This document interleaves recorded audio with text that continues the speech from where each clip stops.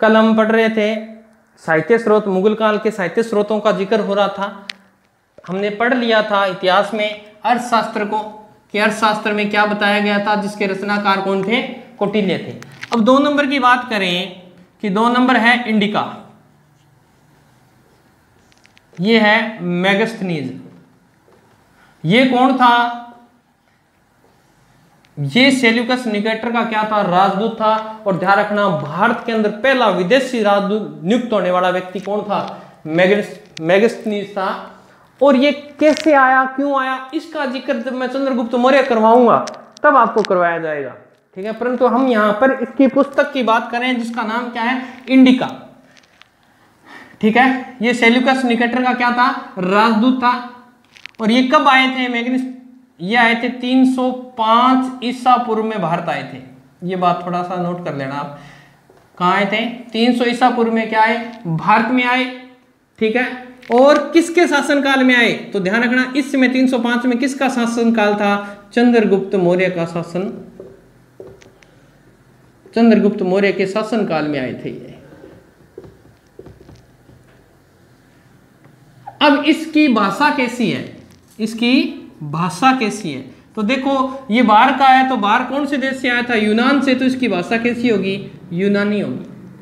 और मैंने ये बताया था आपको कि भारत का प्रथम विदेशी राजदूत नियुक्त होने वाला यही था, विदेशी राजदूत, ठीक है। इसकी भाषा कैसी है, यूनानी भाषा है, ठीक है। और इसकी अगर बात करें मूल प्रति, वो आज तक नहीं मिली है, इसकी मूल प्रति उपलब्ध नहीं है। मूल प्रति का अर्थ है जहां ये लिखी थी मेगास्थनीज ने, वो आज तक नहीं मिली है। परंतु इसकी बात करें तो ये गुरुजी कहां से लेके आए, तो इसका संकलन किया गया है।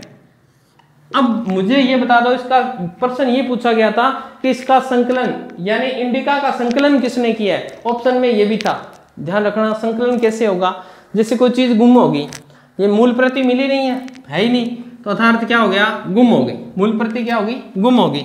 और भारत में जब कोई वस्तु गुम हो जाती है तो क्या करते हैं, आप बताओ क्या करते हैं, कुत्तों से ढूंढते हैं ना। पहले क्या साधन होते थे, कुत्ते पैर सूंघते थे और वस्तु के लिए आते। तो ध्यान रखना इसका संकलन किसने किया है, तो डॉक्टर।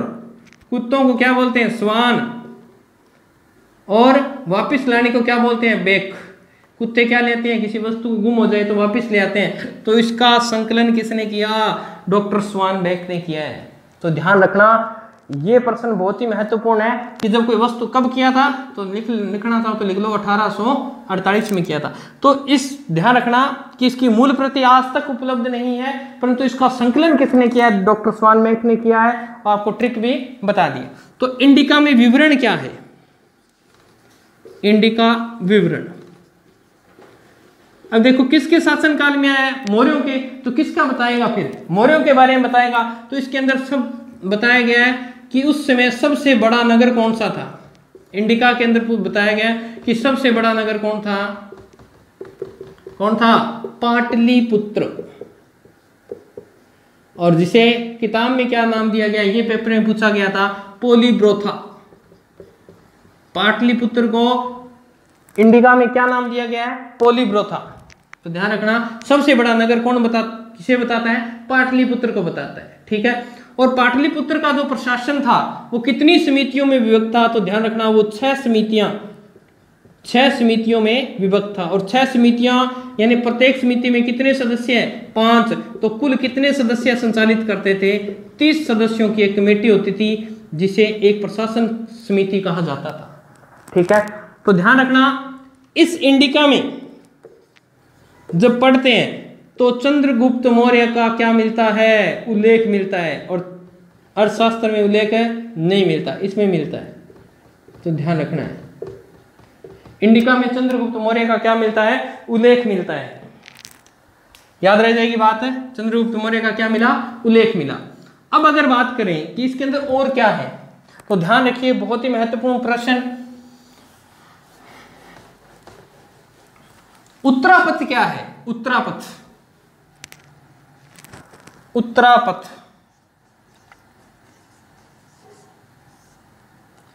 किसे बोलते हैं उत्तरापथ? पथ में तो जानते हो रास्ता, और उत्तर का उत्तर जानते ही हो आप कि उत्तर में जो रास्ता था उसे क्या बोलते थे? उत्तरापथ बोलते थे। अब उत्तरापथ को हम आज तक नहीं जानते, नाम लेते हैं परंतु उसको जानते नहीं। ध्यान रखना, इसे बोलते हैं जीटी रोड। क्या बोलते हैं? GT road.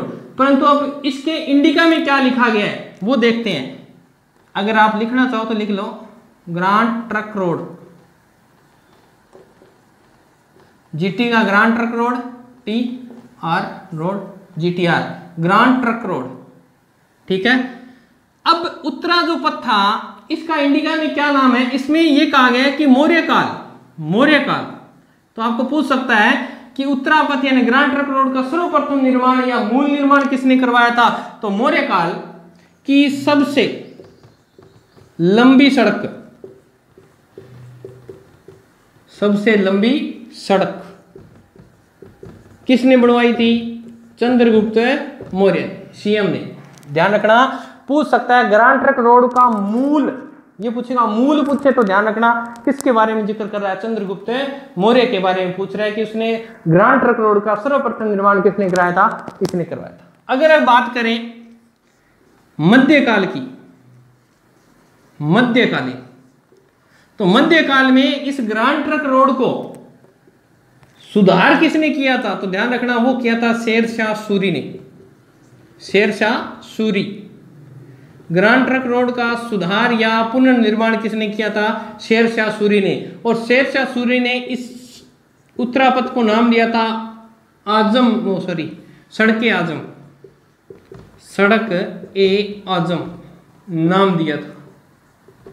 ठीक है, ये मौर्य काल की बात होगी। सबसे पहले मूल निर्माण चंद्रगुप्त मौर्य ने, मध्यकाल में किसने करवाया? शेरशाह सूरी ने, और इसे शेरशाह सूरी ने नाम क्या दिया था? सड़क ए आजम। और 3 नंबर की बात करें आधुनिक काल की।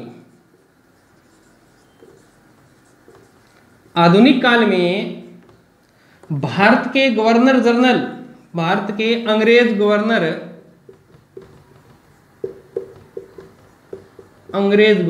कौन थे? ऑकलैंड, नाम लिख लेना इसका, ऑकलैंड। और ऑकलैंड ने भी इसका क्या करवाया था? पुनर्निर्माण, टूट फूट गई थी, इसका निर्माण करवाया था। कब? 1837 से लेकर 1841 के मध्य। इस व्यक्ति ने इसे क्या नाम दिया था? ग्रांड ट्रक रोड, ये नाम दिया था, जिसे हम संक्षिप्त में क्या बोलते हैं? जीटी रोड बोलते हो ना आप। ठीक है, और इसे नाम दिया और इसका क्या करवाया था? निर्माण करवाया था। तो इंडिका में ये बात लिखी गई है कि एक उत्तरापथ था जिसका मूल निर्माण चंद्रगुप्त मौर्य के द्वारा करवाया गया था। ठीक है, मध्यकाल में इसका निर्माण शेरशाह सूरी। अब ऑप्शन में जैसे ग्रांड ट्रक रोड आता है आपका उत्तर होता है शेरशाह सूरी। ध्यान रखना, पर्सन की लैंग्वेज ध्यान रखना। अगर वो मूल पूछ रहा है तो चंद्रगुप्त के बारे में पूछ रहा है, अगर वो सड़क ए आजम या मध्यकाल की बात कर रहा है तो शेरशाह की बात कर रहा है, और आधुनिक काल की बात अगर वो कर रहा है तो ऑकलैंड की बात कर रहा है। ऑकलैंड ने इसे क्या नाम दिया था? ग्रांड ट्रक रोड नाम दिया था। अब और इसके अंदर क्या क्या बताया गया है वो देख लेते हैं इंडिका के अंदर। ठीक है, मैंने आपको बताया था, मिटा दिया गया वो, 6 समितियां बताई थी आपको। ठीक है, अब वो 6 समितियां कौन कौन सी थी? प्रशासन चलाने के लिए जो 6 समितियां बताई गई थी वो कौन कौन सी थी? प्रशासन संचालित, प्रशासन के लिए 6 समितियां, प्रत्येक में कितने सदस्य थे? प्रत्येक में 5 सदस्य, 5 सदस्य, और कुल कितने हो गए? 30। तो ये भी प्रश्न बन सकता है कि इसमें कौन कौन सी समितियां थी। तो नंबर देखो, सबसे पहले आदमी को जरूरत पड़ती है किसकी? जल की। तो पहली समिति कौन सी थी? जल सेना समिति।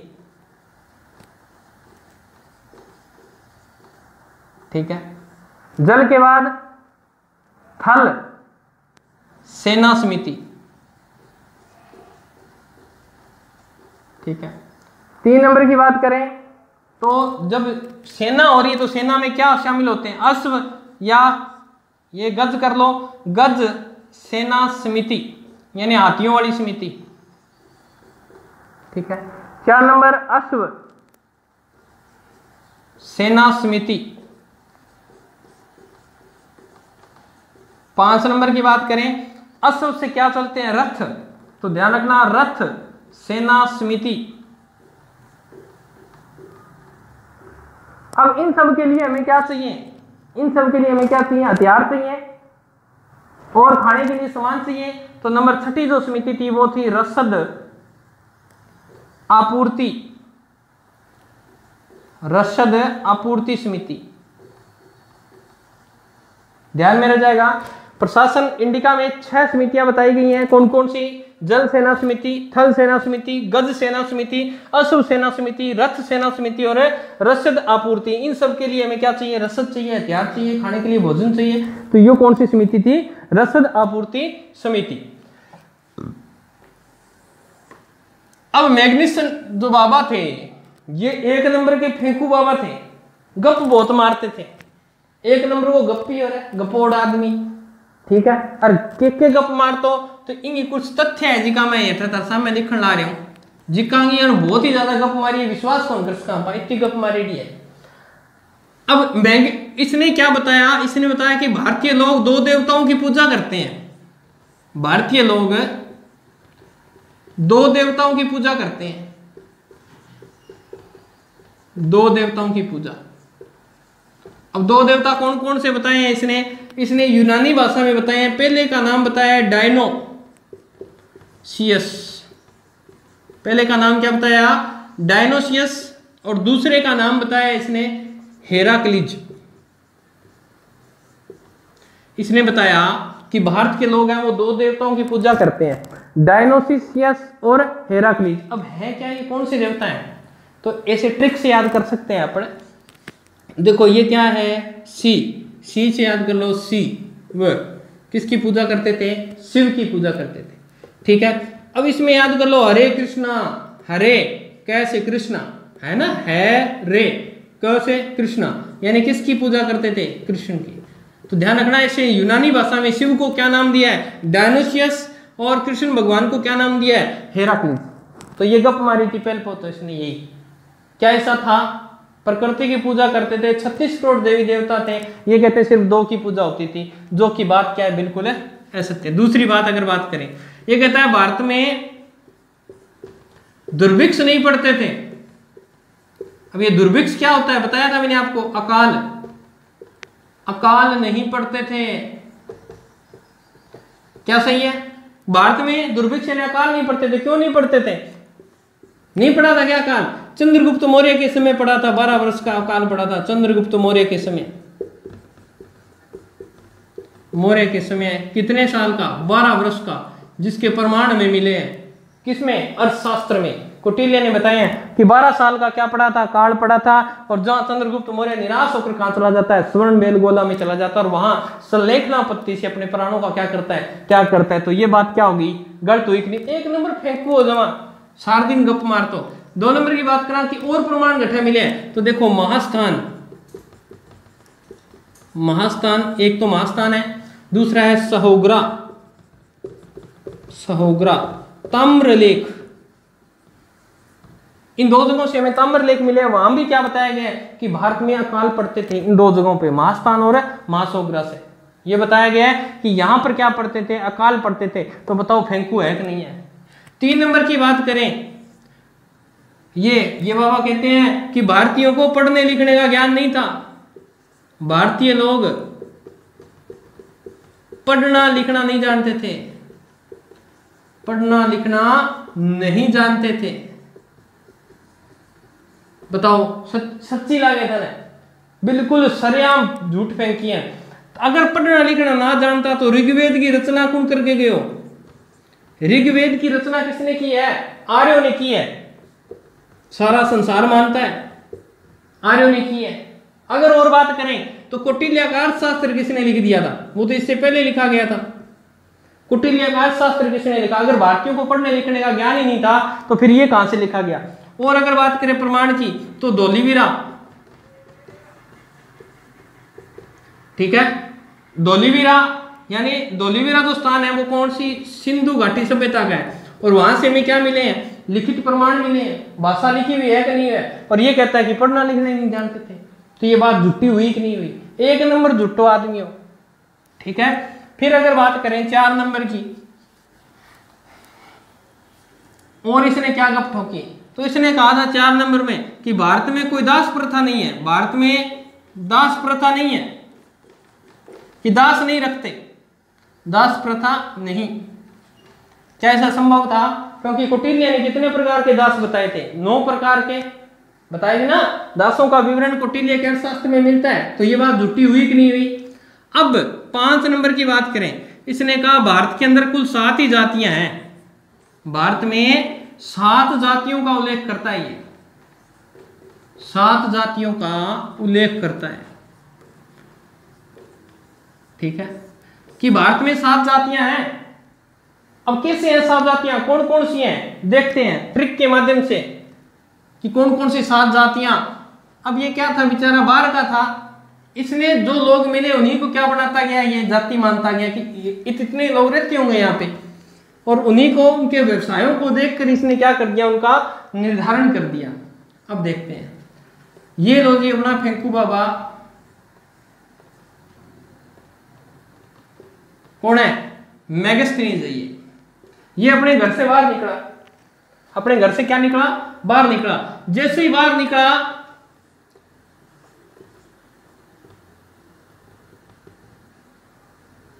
बाहर निकलते इसे क्या मिल गया, एक पंडित मिला। पंडित ने कहा हाँ तू कौन, तो इसने कहा मैं जी बाहर से आया हूं। उसने क्या कर दिया, ज्ञान देना शुरू कर दिया, ज्ञान देना शुरू कर दिया कि ये संसार तो मिथ्या है, यहाँ के प्राणी मिथ्या हैं, ये जीवन मरण है, आता जाता रहता है, कोई भेदभाव नहीं है, ऐसी वैसी बातें करने लग गया। ये हो गया कंफ्यूज भी, ये कौन सी प्रजाति है ऐसी। जैसे इसको देखा, इसने देखा कि ये क्या है, ये तो ऐसी बातें करता है, ये क्या है, दार्शनिक है। तो इसने पहली जाति कौन सी बता दी, दार्शनिक। ये इसे मस्सा खड़ो खड़ो छुटा के जैसे आगे चला, जैसे क्या हुआ, आगे चला, यहाँ लिख रहा हूं मैं, आप जातियां लिखते जाना और ट्रिक याद करते जाना। कि जैसे ही घर से बाहर निकला, बाहर निकलते पहले इसके दर्शन हुए, किसके, दार्शनिक के, और उससे बातें की, उससे खड़ा घोड़ा छुड़ा के जैसे आगे गया तो एक व्यक्ति को देखा जिसने अपने कंधे पे क्या उठा रखा था, हल उठा रखा था। क्या उठा रखा था, हल उठा रखा था। इसने देखा ये क्या है, और इसने देखा कि ये तो क्या है, ये तो किसान है। ये क्या है, हल उठा रखा है, अर्थात क्या है, ये किसान है। ये क्या है, किसान। तो दूसरी जाति कौन सी बताई इसने, किसान। ये किसान को देखता रहा कि कहां जा रहा है, और किसान कहां चला गया, खेत में, और ये भी इसके पीछे पीछे कहां चला गया, खेत में। जब ये खेत में पहुंचता है तो देखता है कि यहां पर एक आदमी और है जिसके हाथ में क्या है, लठ है, और वो क्या कर रहा है, पशुओं को क्या कर रहा है, चरा रहा है। पशुओं को क्या कर रहा है, चरा रहा है, ठीक है। अब उसने देखा ये क्या है, किसान तो खेत में आया, ये पशुओं को चरा, अर्थात इसने तीसरी जाति क्या मानी, पशुपालक। तीसरी जाति को नाम क्या दिया इसने, पशुपालक। और ये इसने देखा कि ये तो चरा रहा है, परंतु एक व्यक्ति यहां पर क्या कर रहा था, एक व्यक्ति क्या कर रहा था, अब इसके हाथ में धनुष बाण ऐसे, और ये निशाना लगा रहा था, किस पे, पशुओं पर, पक्षियों पर क्या कर रहा था, निशाना लगा रहा था। इसने देखा नहीं यार ये तो शिकारी है, तो इसने पशुपालक और शिकारी दोनों को एक ही श्रेणी माना, ठीक है। अब इसने ये जाति देखी, इसने सोचा चल यार अपने को क्या लेना है, चल अपन चलते हैं। ये वापस नगर की तरफ आ रहा है। नगर में इसने देखा एक दुकान है, और दुकान में एक व्यक्ति क्या कर रहा है, बैठा है, और उसके हाथ में क्या है, एक तराजू है। उसके हाथ में क्या है, एक तराजू है, और वो कुछ वस्तुओं को तोल रहा है। इसने देखा ये क्या है, इसने देखा अरे ये तो व्यापारी है। चौथी जाति इसने क्या बता दी, व्यापारी। अब इसने देखा दुकान के अंदर इस भाग में एक व्यक्ति बैठा है ऐसे, ठीक है, एक व्यक्ति बैठा है और वो मूर्ति बना रहा है, ठीक है। मूर्ति क्या कर रहा है, बना रहा है, अर्थात इसने व्यापारी के साथ ही क्या बना दिया, शिल्पी। चौथी जाति क्या बना दी, व्यापारी और शिल्पी। अब ये सोचा यहां से आगे जाता है, धीरे धीरे चलता हुआ नगर की तरफ जाता है, तो सामने से एक व्यक्ति आ रहा है, ठीक है। सामने से क्या कर रहा है, एक व्यक्ति आ रहा है, ये लो, और इसके पीछे पीछे यहां पर सैनिक आ रहे हैं। इसके पीछे पीछे क्या है, सैनिक आ रहे हैं, और इसके हाथ में क्या है, एक तलवार है। इसके हाथ में क्या है, तलवार है। इसने देखा ये तो लड़ाई करने वाला है, अर्थात इसने पांचवी जाति क्या बताई, योद्धा। पांचवी जाति क्या बताई, योद्धा। और अब थोड़ा सा आगे बढ़ा तो इसने एक व्यक्ति को देखा जो पूरे क्या था, रोम में था, पूरे क्या था, रोम में था, और सबको क्या कह रहा था, ये करो, ये ना करो, ये करो, ये करो, ये करो, ये ना करो, निर्देश दे रहा था। अर्थात इसने छठी जाति जो बताई वो बताई थी निरीक्षक, यानी इंस्पेक्टर आप बोल सकते हैं। नंबर 7, अब ये जैसे ये थक गया और अपने घर की तरफ आया तो एक मोटे पेट वाला, ये लो मोटे पेट वाला, ये लो मोटे पेट वाला एक आदमी मिला जिसके मुंह में क्या था, पान दबाया हुआ था पूरा, और इसने देखा ये तो पान दबा रहा है और खूब मोटा पेट है। तो ऐसा भारत के अंदर किसके होता है, मंत्री, किसके होता है, मंत्री के होता है। तो ये 7 जातियां बताई थी, आपको मैंने ट्रिक से याद करवा दी।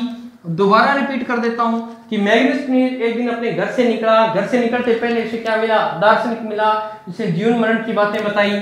फिर किसान मिला, किसान के पीछे पीछे खेत में गया, वहां देखता है कुछ लोग पशु चरा रहे हैं, एक व्यक्ति शिकार कर रहा है, अर्थात पशुपालक और शिकारी जाति। फिर वहां से वापस आता है तो देखता है एक बढ़िया तकड़ी से सामान तोड़ रहा है, अर्थात व्यापारी। अंदर देखा तो एक व्यक्ति क्या बना था, मूर्ति बना था, व्यापारी और शिल्पी। फिर देखता है तो एक योद्धा तलवार हाथ में लिए आ रहा है तो उसे योद्धा जाति नाम दे दिया, और एक व्यक्ति सही गलत को बता रहा है, निरीक्षक हो गया। और 7 नंबर मोटे पेट वाला खड़ा था, क्या नाम था, मंत्री। तो ये 7 जातियों का जिक्र किसने किया है, इंडिका में किया है। ठीक है, 3 नंबर है आपका मुद्रा राक्षस। इसके रचनाकार हैं विशाख दत्त। अब ऐसे याद कर सकते हो कि जो राक्षस होता है ना वो क्या होता है, विशाल होता है। ऐसे याद कर सकते हो ट्रिक से, राक्षस की जो आकृति होती है विशाल ही तो होती है, तो विशाल से आप याद कर सकते हो विशाख दत्त। ठीक है, इसके जो लेखक या रचनाकार बोल सकते हैं विशाख दत्त है। ठीक है, ये कब लिखा गया था तो ध्यान रखना, ये गुप्त काल में लिखा गया था। कब लिखा गया था, ये गुप्त काल में लिखा गया था। इसके अंदर किस किस की जानकारी मिलती है, इसकी जानकारी इसमें मिलती है, पहले तो मिलती है गुप्त काल की, ठीक है, फिर मिलती है मौर्य काल की, ठीक है, गुप्त काल, मौर्य काल और नंद वंश की जानकारी यहीं से मिलती है, नंद वंश की जानकारी। ठीक है, तो ध्यान रखना, इसका लेखक पूछ लेता है मुद्रा राक्षस का लेखक कौन है, तो ध्यान रखना मुद्रा राक्षस एक ग्रंथ है जिसका लेखक है विशाख दत्त। राक्षस क्या होता है वैसे याद करो, विशाल होता है, परंतु ध्यान रखना इसकी जो टीका लिखी गई वो किसने लिखी थी, इसके टीकाकार कौन है। ठीक है, टीकाकार अर्थात मुद्रा राक्षस की जो टीका लिखी गई, टीकाकार तो होता है इसे परिवर्तित किया गया। तो परिवर्तित कैसे किया गया, इसे ढूंढ ढूंढ के, टीका कैसे लिखी, ढूंढ ढूंढ के लिखी, अर्थात इसके कौन है, ढूंढीराज। इसके टीकाकार कौन है, ढूंढीराज। और कब लिखी थी, 10वीं सदी में लिखी थी, 10वीं सदी में लिखी थी। ठीक है, अब इसकी मुद्रा राक्षस की भाषा कैसी है, मुद्रा राक्षस की भाषा है संस्कृत, संस्कृत भाषा में लिखा गया है मुद्रा राक्षस। और इसमें जानकारी बता दिया मैंने आपको, तीनों की दी गई है। और ध्यान रखना मुद्रा राक्षस में चंद्रगुप्त मौर्य को, चंद्रगुप्त मौर्य को वृषल कहा गया। वेरी वेरी इंपॉर्टेंट है, ये पेपर में पूछा जाता है। वृषल शब्द का अर्थ पूछ लेते हैं, वृषल कहा गया। और वृषल क्या होता है, ध्यान रखना, निम्न कुल में पैदा होने वाला, निम्न कुल में पैदा होने वाला या उत्पन्न होने वाला। और चंद्रगुप्त मौर्य क्या था, निम्न कुल में पैदा हुआ था, ऐसा कौन मानते हैं, मुद्रा राक्षस। तो इसकी मैं कहानी आपको बता देता हूं कि मुद्रा राक्षस क्या है। मुद्रा राक्षस में, मुद्रा राक्षस में बताया गया है कि घनानंद का शासन था मगध पर, और उसका एक अमात्य था, कौन था, राक्षस नाम था उसका। ठीक है, और इस राक्षस को चंद्रगुप्त मौर्य और चाणक्य जब आक्रमण करते हैं तो ये जो राक्षस था इन दोनों को 2 बार पराजित कर देता है। और फिर चंद्रगुप्त मौर्य वो जाते हैं और फिर इस मुद्रा राक्षस को क्या करते हैं, मुद्रा में खरीद लेते हैं, पैसों में खरीद लेते हैं, अर्थात रिश्वत देकर अपनी तरफ मिला लेते हैं। इसीलिए इस ग्रंथ का नाम क्या रख दिया, मुद्रा राक्षस। अगर ये राक्षस बेईमानी नहीं करता तो घनानंद कभी नहीं आता। तो इसने क्या की थी, मुद्राओं में ये राक्षस बिक गया, इसीलिए इसका नाम ही रख दिया ग्रंथ का मुद्रा राक्षस। और नंद वंश का चंद्रगुप्त मौर्य और चाणक्य 323 में क्या कर देते हैं, समूल नष्ट कर देते हैं और गणानंद को क्या कर देते हैं, मार देते हैं। ये इसके अंदर बताया गया। ठीक है, अगर बात करें भारत का प्रथम जासूसी ग्रंथ पूछ ले आपको, जासूसी ग्रंथ तो कौन सा है, तो ध्यान रखना यही है, मुद्रा राक्षसी है। ठीक है, भारत का प्रथम जासूसी ग्रंथ ये है। भारत का प्रथम नायिका वीर नाटक कौन सा है, भारत का प्रथम नायिका नहीं है इसमें, एक्टर नहीं है, नायिका वीर नाटक, तो ध्यान रखना वो भी कौन सा है, मुद्रा राक्षस है, याद रह जाएगा इसका। अब अगर इसकी बात करें कि ये संस्कृत में लिखा गया है, इसका हिंदी में अनुवाद किसने किया था, तो ध्यान रखना हिंदी के बहुत बड़े विद्वान हैं भारतेंदु हरिश्चंद्र ने इसका हिंदी में अनुवाद किया। ठीक है, और इसमें क्या मिलता है, तो देखिए मुद्रा राक्षस में मिलता है चंद्रगुप्त मौर्य और हेलेना, जिसे कार्नेलिया भी बोलते हैं, हेलेना के विवाह का उल्लेख मिलता है। ये पहला अंतरराष्ट्रीय विवाह था। जब मैं चंद्रगुप्त मौर्य आपको करवाऊंगा तब इसको डिटेल से करवाएंगे कि कैसे हेलेना ने आई लव यू कहा था चंद्रगुप्त मौर्य को और किस प्रकार उसने शादी की थी। ठीक है, वो तब हम वहां पढ़ेंगे। परंतु इतना ध्यान रखना, इसका जिक्र कहां किया गया, मुद्रा राक्षस में किया गया। ठीक है, तो ये थी अपने मुद्रा राक्षस से संबंधित कुछ बातें। ठीक है, अब नेक्स्ट साहित्य स्रोत में अगर देखें तो राजतरंगिनी जो ग्रंथ है किसका लिखा हुआ है, तो ध्यान रखना है ये भी पेपर में पूछा गया है। मौर्य काल के इतिहास से संबंधित ये भी इसमें महत्वपूर्ण तथ्य हैं। 4 नंबर की बात करें, राजतरंगिनी।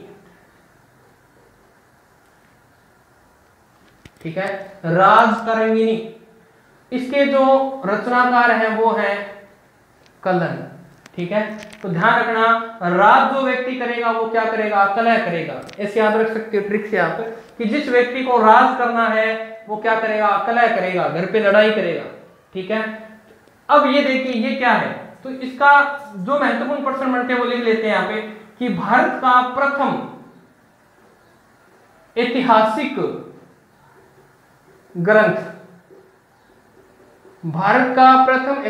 ग्रंथ जिसमें क्या दिखाई गई है, क्रमबद्धता दिखाई गई है, जिसमें क्रमबद्ध रूप से लिखने का प्रयास किया गया है, यानी सन का सही विवरण दिया गया है, पहले कौन सा शासक हुआ फिर कौन सा हुआ, इस तरह क्रम से लिखने का प्रयास किसमें किया गया है, राजतरंगिनी में किया गया, जिसके रचनाकार कौन है।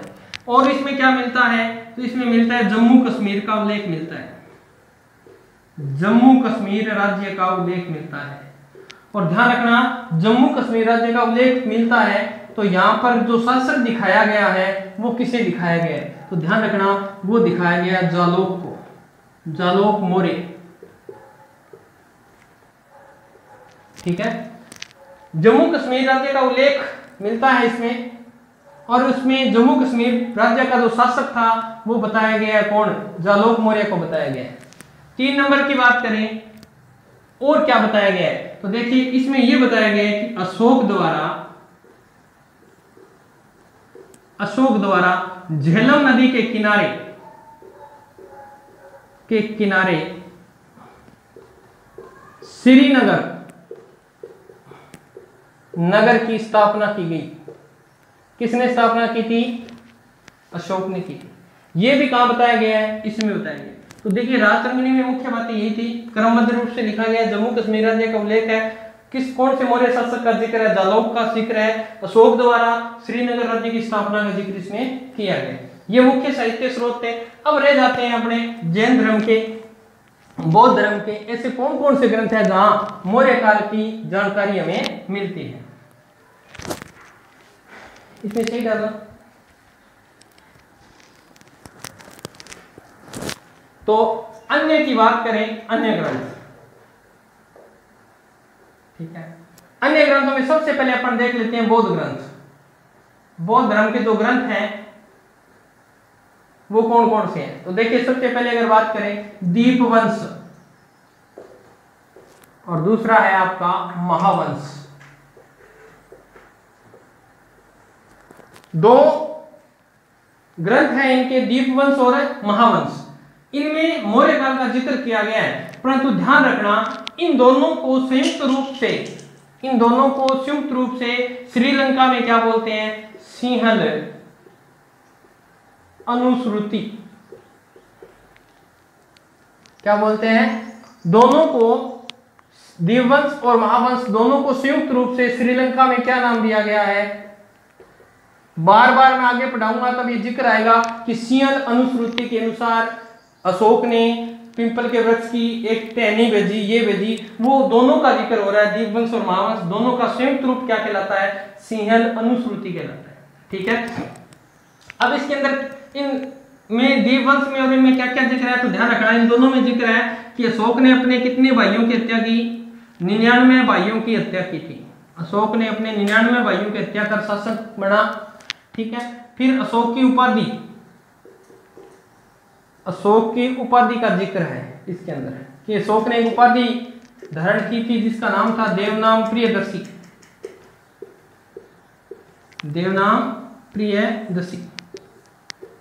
इस उपाधि का जिक्र कौन से ग्रंथों में है? दीपवंश और महावंश में। तो ये बात भी ध्यान रखनी कि ये उपाधि दो व्यक्तियों ने और ने भी धारण की थी। एक तो श्रीलंका का शासक था जिसका नाम था तिष्य। श्रीलंका का शासक था जिसका नाम क्या था? तिष्य। इसने भी देवनाम प्रियदर्शी की उपाधि धारण की थी। और एक जो व्यक्ति था अशोक का पुत्र था, कौन था? दशरथ। अशोक का पुत्र कौन था? दशरथ। इसने भी कौन सी उपाधि धारण की थी? देवनाम प्रियदर्शी की उपाधि धारण की थी। ठीक है ना? तो तिष्य ऐसे भी मिल सकता है और इस तरह भी लिख सकते हो आप। कहते हैं, अगर बात करें तिष्य की, तो कहते हैं ये कई जनश्रुतियों अनुसार अशोक का ओरिजिनल भाई था। कई किताबें कहती हैं कि 100 को मारा था, 100 को नहीं मारा था, 99 भाइयों का इसने मर्डर करके फिर शासक बना था। जो इसकी सगी मां से उत्पन्न हुआ था उसका नाम ही तिष्य था और उसे श्रीलंका का शासक बना दिया था। और उसने देवनाम प्रियदर्शी की उपाधि को धारण किया था, अशोक ने किया था। और उसका एक पुत्र था दशरथ, इसने भी देवनाम प्रिय की उपाधि को धारण किया था। ठीक है, अब अगर बौद्ध ग्रंथों की और बात करें तो बौद्ध ग्रंथों में 3 नंबर की बात करें दिव्यादान। दिव्यादान में भी सभी इन बातों का जिक्र होता है। ठीक है, और 4 नंबर है महाबोधि वंश। ये है बौद्ध धर्म के ग्रंथ। ये सभी ग्रंथ मौर्य के जानकारी देते हैं, मौर्य काल की जानकारी देते हैं।